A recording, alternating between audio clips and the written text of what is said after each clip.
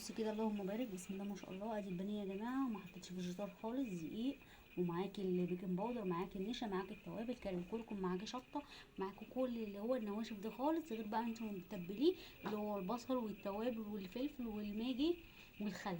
تمام كده، وكاري الكركم عشان يصفر معاكي البانيه. بسم الله ما شاء الله. بصي كده، بسم الله ما شاء الله، بسم الله ما شاء الله. بصي بصي هيطلع لك حلو جدا، هيطلع لك حلو قوي. بصي بقى، اللهم بارك. ادي الجلاش ده يا جماعه، ادي الجبنه اهي. بصي كده، بصي الجلاش اهو يا جماعه بالجبنه. تمام كده. معاكي طبعا ايه اللي بيفضل، اللي هي بتاعه التتبيله اللي هي بتاعه البانيه، نحط عليها اللي هي من الدقيق والنشا والحاجات دي، ونخلطها ونقليها زي البانيه بالظبط. العيال بيحبوه حلو جدا، وبيبقى طعمه حلو ايه ومفيد. تمام كده. ادي الجلاش اهو يا جماعه.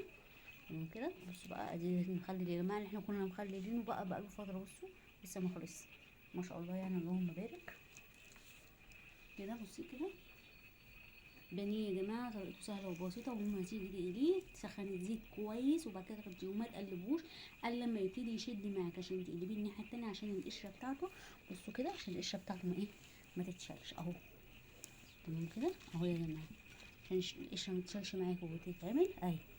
اللهم بارك اللهم بارك، يعني حلو قوي وسهل جدا. انا بقالي فتره ما كنتش عاملاه ومنزلاه، فايه بصوا كده ما شاء الله ما شاء الله يعني.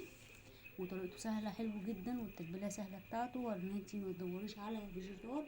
وعندك ايه من الدقيق والنشا والبيكنج باودر مع التوابل، تقدري تعملي خلطه ايه الفراخ، او خلطه البانيه، او خلطه اي حاجه، او البفتيك. تمام كده، هي نفس الخلطه، مش هتحتاجي ان انتي تجيبي بقى فيجيتار والكلام الفاضي ده كله.